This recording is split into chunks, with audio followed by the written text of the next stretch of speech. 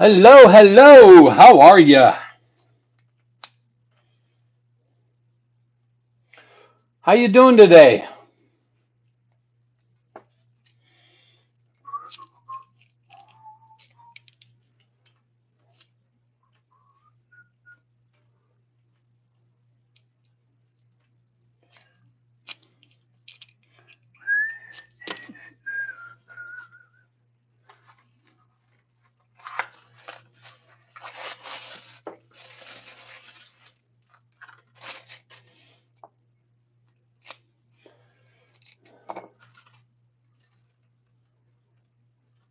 Yale.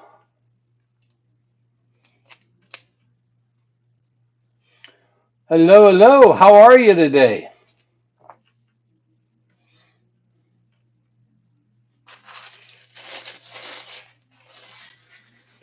How's it going? Where are you watching from today?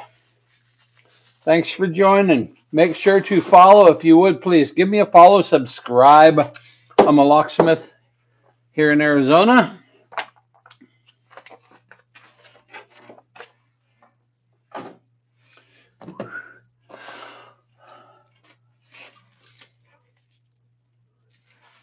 Hi.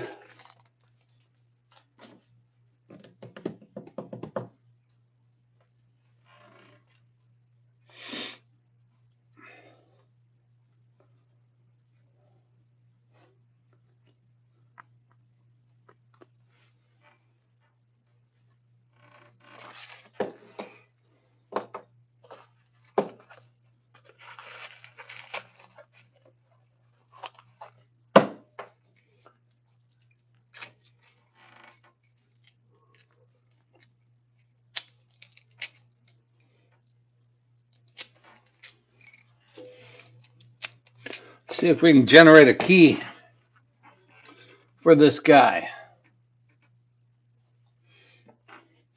How's everybody doing today?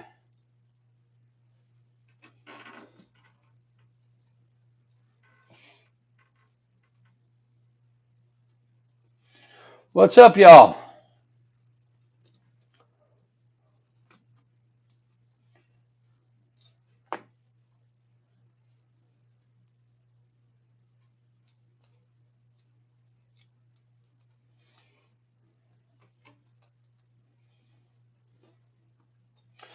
So I'm going to generate a key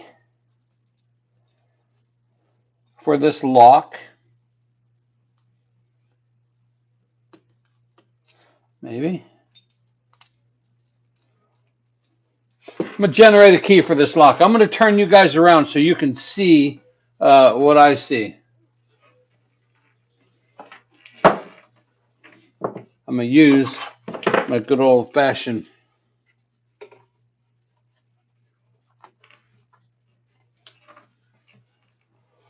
Let's check it out.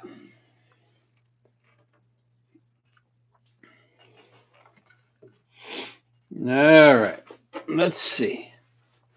What do we got? What do we got? What do we got?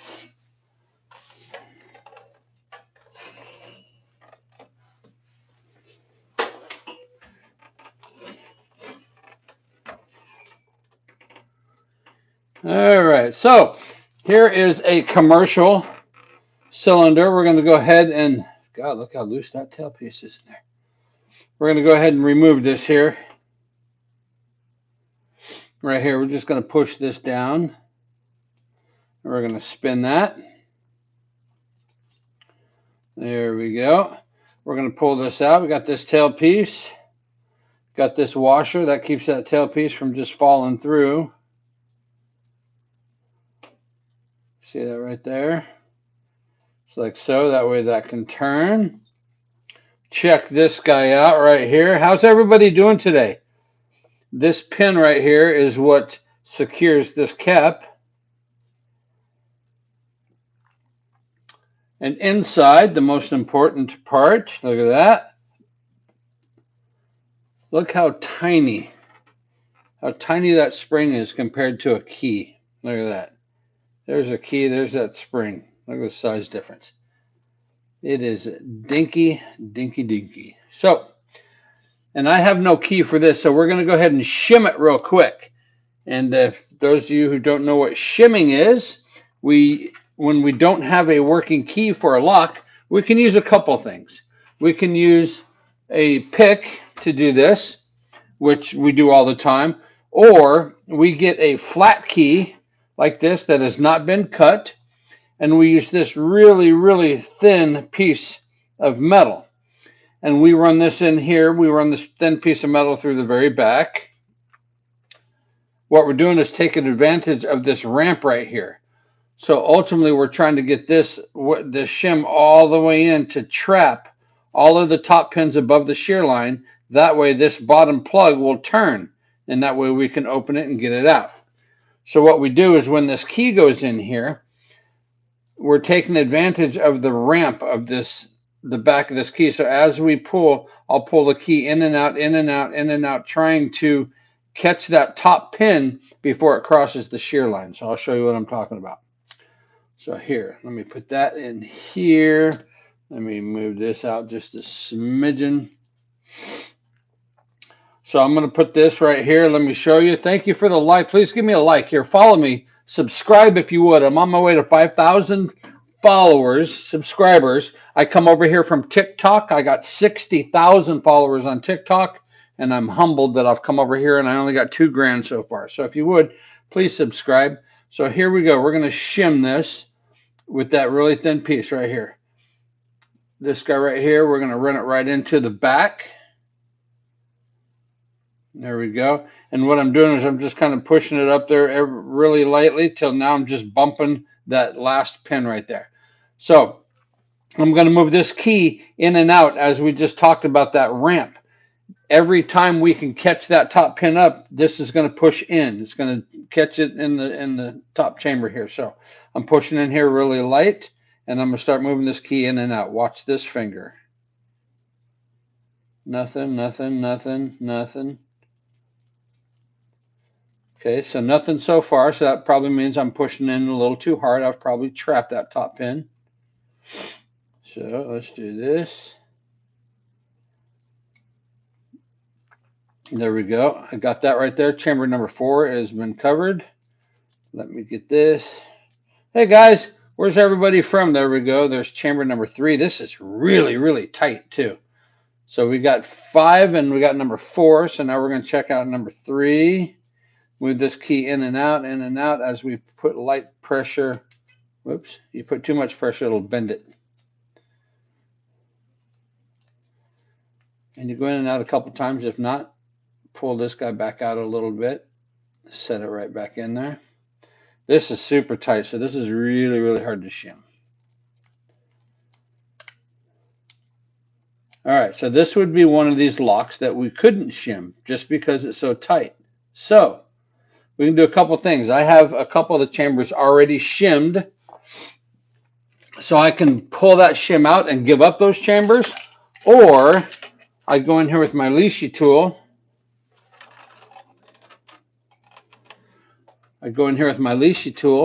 And I know I don't got to pick the back ones already because those are already done, right? Way back there. See, there's nothing. It just falls. Number 4, nothing falls. Number 3 stays up top, right? So let's push down. There's a click on 3. Click on 2. Nothing on 1. So let's go back. Let's try 1 first. Nothing on 1. Nothing on 2. Click on 3. And there we go. So now, whoops, I went too far. There's 3. There's 2. There's 1. So there we go. Now we got it picked. All right, so you can see that we got this picked. So what we would typically do, and if you guys would, give me a follow. Please subscribe. Very important if you would subscribe. I'm a locksmith here out of the Phoenix area. Just came over here from TikTok. Been here a couple months. I got 60,000 followers over there on TikTok, and I'm trying to build my platform over here. So we are rekeying this lock, but we didn't have a working key. So we shimmed it, and shimming didn't work so well, so we picked it. So now I'm going to go ahead and pull that shim out. I'm going to get the plug follower. I'm going to push this out, and let me show you what we're going after here. So these right here are the pins that we're trying to rekey. So when we put in a key, this is called a shear line right here. We need all these pins to be perfectly flat because we have pins up here in the top.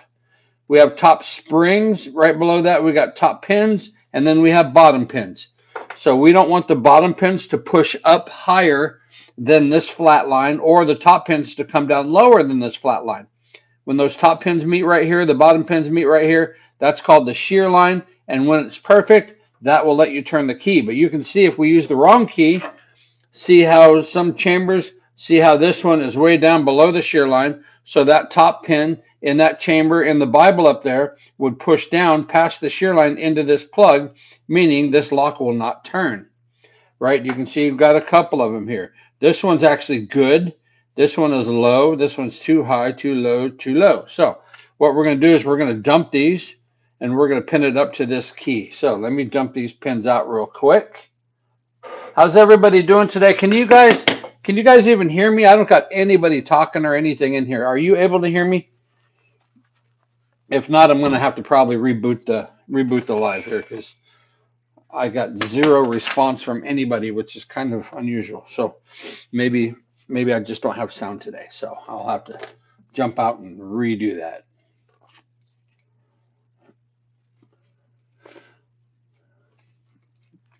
So here we go. We go up. Hey, there you go. How you doing there, Leon? Block you. Okay, here we go. Hey, how are you, Leon? All right, so we're going to pin this up to this new key.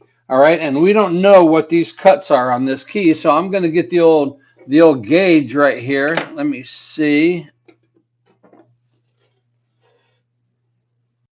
My phone rang. So here we go. I'm going to gauge it. I don't know what pins we're going to put in here. So we know that we got a Schlag right now. So on here, we're going to look for Schlag.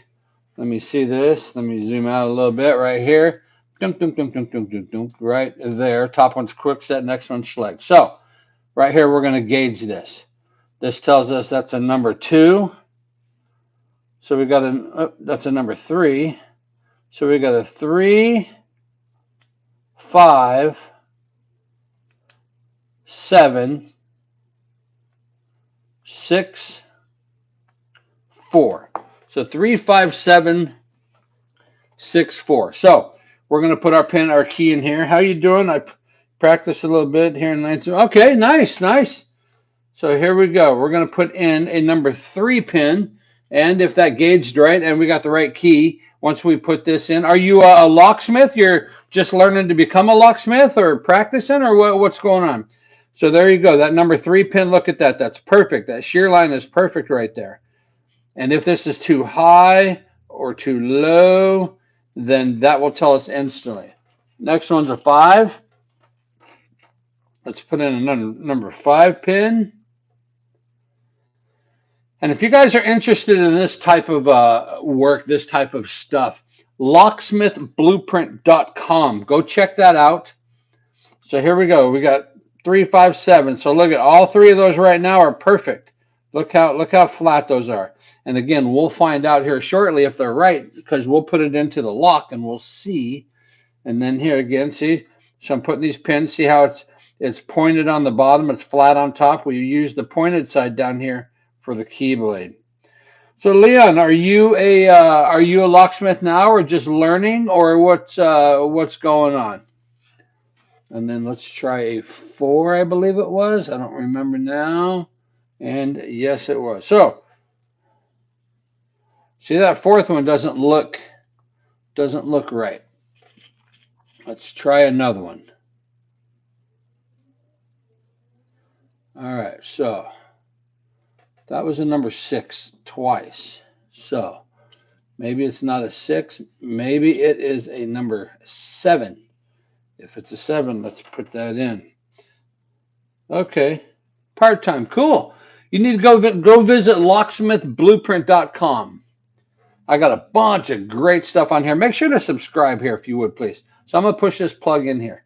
If we pinned it up right, if we used the right pins, everything looked really flat, which was good. So here, now that we got the key out, let's put it in. Whammo, turns perfect. So that means that we pin this exactly the way we need to. So that's cool. So inside of here, I talked about up in here, this is called the Bible. In here, there is top springs. We have top springs, and then we have top pins, and then down here we have bottom pins. So I'm going to show you a couple of those real quick. So let me, so look, I'm going to pull these out real quick. I'm going to pull this plug out, and you'll see these pins right here. Wait, let me turn that. So you can see right there, that last one is empty. And now number 5, you can see that pin. See that pin right there? You can see it's spring loaded. So that's always pushing down. So watch here, I'll pop this out. Let me put my hand right here. Boom, there it is. There's the spring. So you can see several of these, right? All right, so I dumped out all of these other pins on accident of the key. So let me, and then we'll load the Bible back up.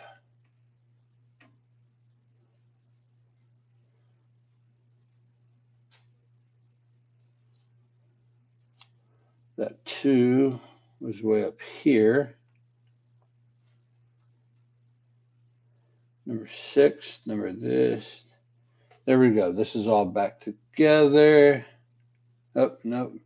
First one and the last one need to swap all up. So let's load, there we go. So let's load this Bible back up. I'm going to show you how we do this, okay? So here we go. If you guys find this interesting, it's a steel key. Yep, like a safe deposit box. Actually, no, this is brass. This particular one is brass. It's a brass key. And sometime or another, can you make a video on making the key for like a lock for like an excited safe? So I'm not typically going to make safe key videos just because that's kind of a sensitive area. I appreciate the feedback or requesting something. I can show you little things about safes. I got to be careful on what we show for obvious reasons. You know, there's a lot of good out here in the world, but there's a lot of bad sometimes as well. So we want to make sure that we don't feed the bad people pertinent information. So here, we're going to load this back up. So here's that top spring. So this is what's up in this Bible right here. So here we go. I'm going to go down here to number 4. I'm going to drop that in there. I'm going to grab this pin. I'm going to put it into number 4. I'm going to push down. I'm going to push forward. And now you can see that I'm kind of holding that right there. So I'll put the tweezers up here and I'm going to push it down. Oh, lost it. Let me put this back. Put this down here in number 4. Right there. Let me push this back down. There we go. Let me put this one into chamber number 5. Let me grab the top pin, put him in there, squeeze him forward. Okay, nothing is in 6. And now we're going to turn around and we're going to do this the opposite way. How's everybody doing? Double tap on that screen, guys, if you would, please. Make sure to also give me a like. I see up here I only got only two likes. Hoping to get some more. I'm a locksmith here in Arizona. I got 60,000 followers on TikTok. I go by Locksmith Bill over there, and I'm trying to build this platform. And I just passed over 2,000 followers here. So I'm going to start doing lives and all sorts of stuff here. What do you use for a code machine to generate keys by code or bidding? Do you use a punch or automatic machine? So I use a punch. I have my HPC when I'm generating. And if we're talking, let's just say residential, right? Then I got the HPC. I got the Blitz that I can generate keys. Or I got a right-hand punch, a right-hand 200, which is a manual punch machine. It will do quickset and Schlag. If I'm doing vehicle keys, I have if I'm doing vehicle keys, I have a machine like this that it's the 3D Elite. It's the laser key product, 3D Elite. This one works really, really nice. I use this for all my high security keys, that type of stuff. It'll also cut the side cut keys. Duplicating, I have a right hand. I love these right hands just because of the flexibility of adjusting. But I have another right hand. This is a 200. So my right hand is a 2000 that lets me punch quick set on one side and schleg on another. I have that in the van. And as far as codes and different things, it depends on what we're looking for. I have code sources that I use. If let me, there he is. What? Look at this dude. So I have some code sources that if I'm looking for padlocks or you know, furniture locks or RV locks or that type of stuff, I have code software that I can punch some of those numbers in, and a lot of times find the bidding for. Blackhawk is a really good source. If you're a locksmith, well, you got to be a locksmith to use it anyway, because they check you and everything else. But Blackhawk is a really, thanks, man. Blackhawk is a really good source for codes, for general codes. You know, don't give you too many vehicle codes. Vehicle codes we get, you know, a totally different way, totally different way. So if you know, you know.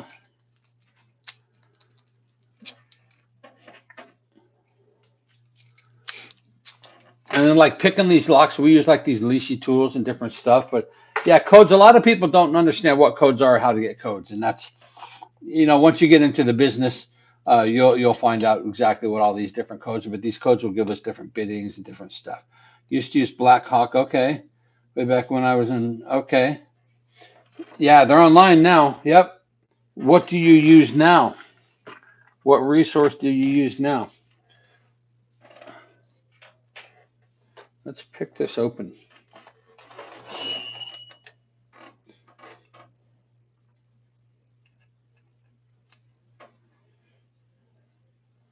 Let's check this out. Let's see what we got here. So we're going to pick this with the leashy. So nothing on 1, springy on 1, nothing on 2, nothing on 3, nothing on 4, hard on 5. There's a click. Back to 1, nothing 1, nothing 2, click on 3, nothing 4, nothing 1, click on 2, nothing 4, nothing 1. So see, something there should pop, but it didn't. So we're going to go the opposite. I'm going to push the opposite, and then I'll just go from the opposite side. 5, 4, 3, 2. Click on 1.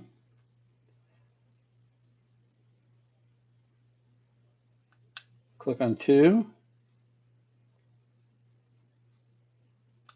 Click on 3. Click on 4. Nothing on 5. There we go. Boom. We had a security pin on 3. So there we go. We got this guy picked open. Had a security pin on 3. But make sure to follow me, guys. Give me a follow if you will. I am heading out to another rekey that I have to do. I'll end up going live here pretty quick. Going live here in probably another 20, 25 minutes once I get there and get locks pulled off the building and stuff. So if you please would give me a follow. I know I got a face made for radio right here, but hey, what do you do, right? What do you do? Mama loves me anyway.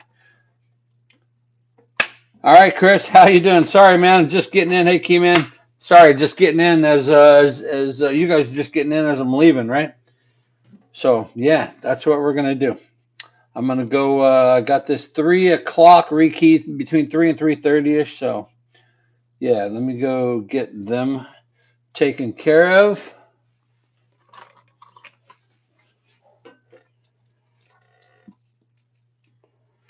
And then, is this a weekend? Is today Friday?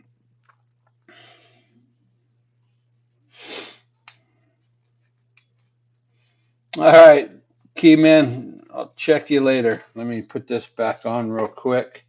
Booyah. All right, we're there. All right, guys, I am going to roll out of here. I need to give the customer a call, let them know I'm on my way. Let's get them taken care of, and then I will. I should be back on probably half an hour or so. It's probably take me about that long to get there and get over there and get things moving and what have you. So I'll be back. I'll see you in. Uh, I'll see you in a bit. Those new here, if you would, make sure to subscribe to me real quick. I post these live videos. I'm going to start. I'm trying to post these live videos 5 days a week. How you doing, New York? I'm trying to post some of these videos 5 days a week live as I do stuff out in the field. I just now recently also put Starlink into my truck or into my van. So, hey, Green, thank you, man.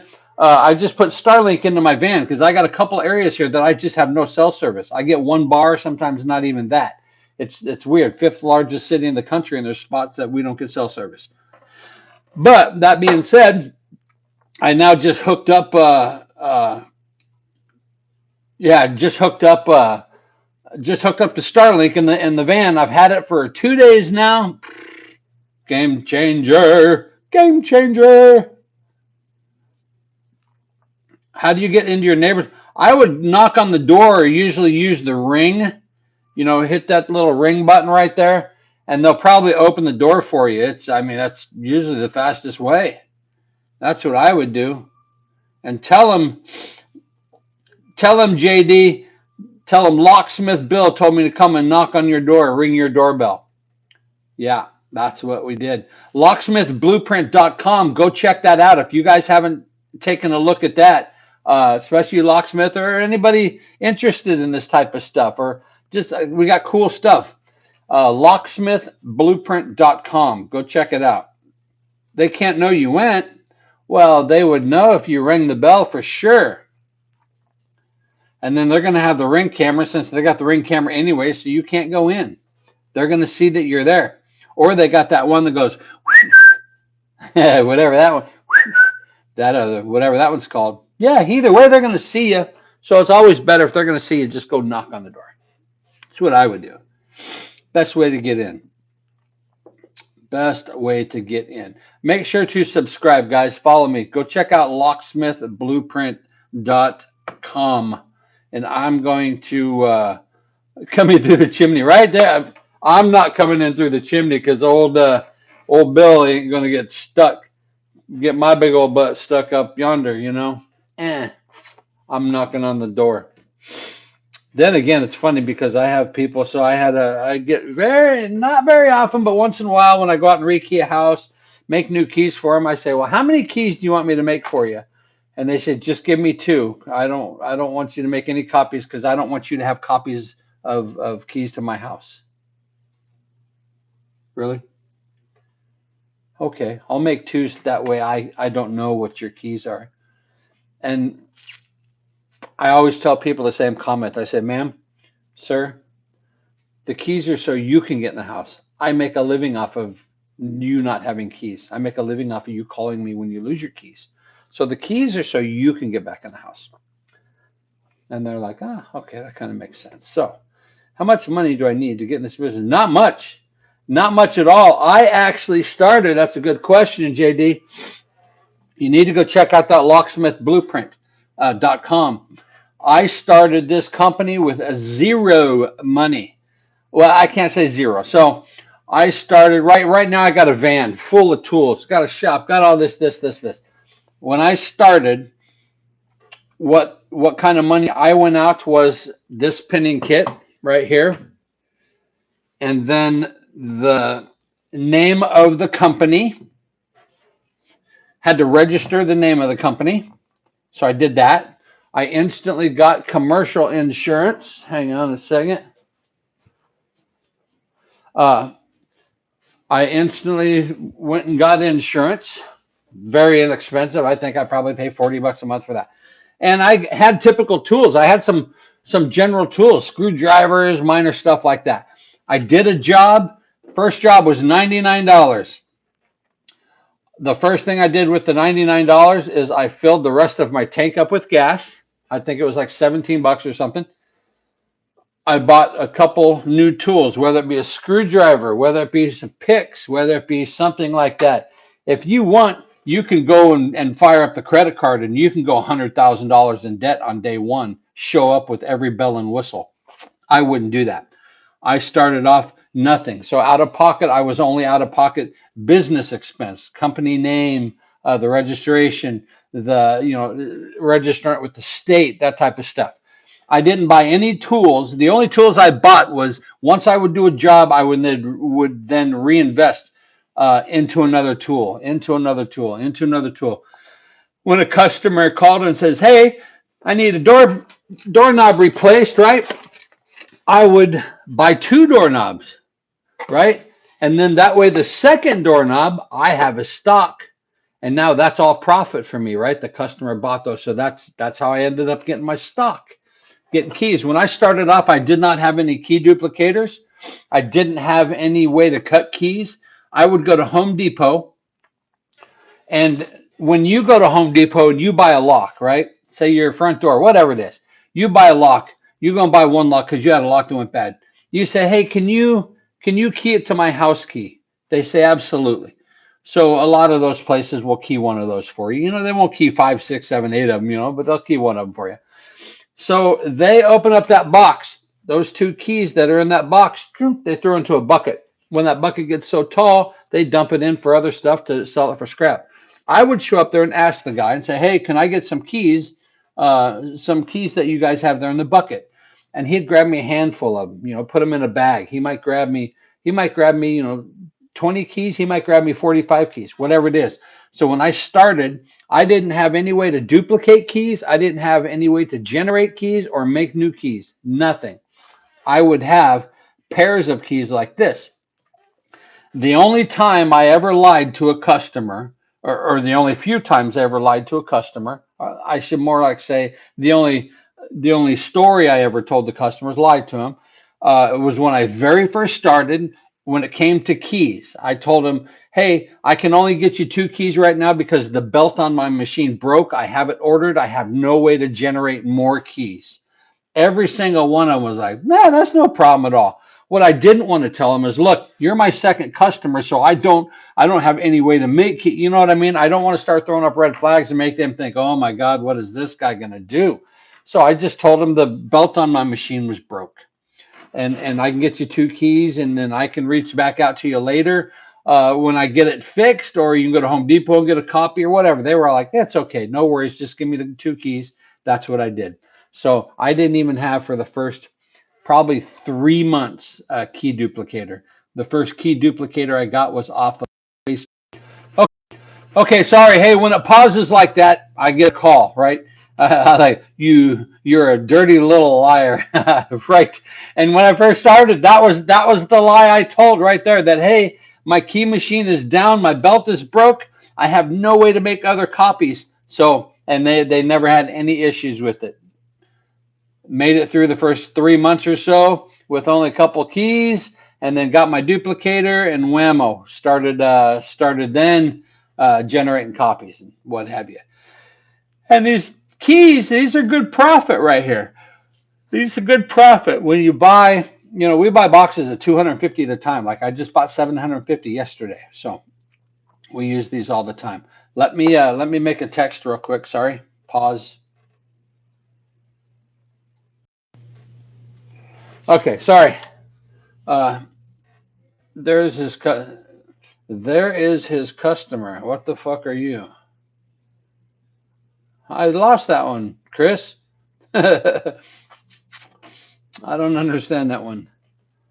But yeah, so that's so that was it. So I started with basically no money.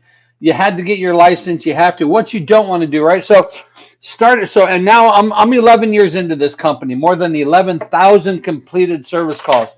I even went to locksmithing school and went for a week. Left. That wasn't for me. Learned it all out here on the street. Learned it all out here on the field. Baptism by fire, as they call it. That's what I did. Started doing residential. Started learning a lot. Started learning commercial. Started learning vehicles. Started doing a whole bunch of different stuff. So anyway, let me call this customer. I need to run and start heading that direction. I think they're about 25 minutes away, and I'm get to use my Starlink over there because they got terrible service. So anyway, guys, make sure to subscribe. Thank you very much for the likes up there. Uh, Follow me if you would. I appreciate you. I'm going to jump off. I need to call this customer, and I need to start heading that way. Get out here and play in the heat. It was 109 on my way home yesterday, so today's probably going to be worse.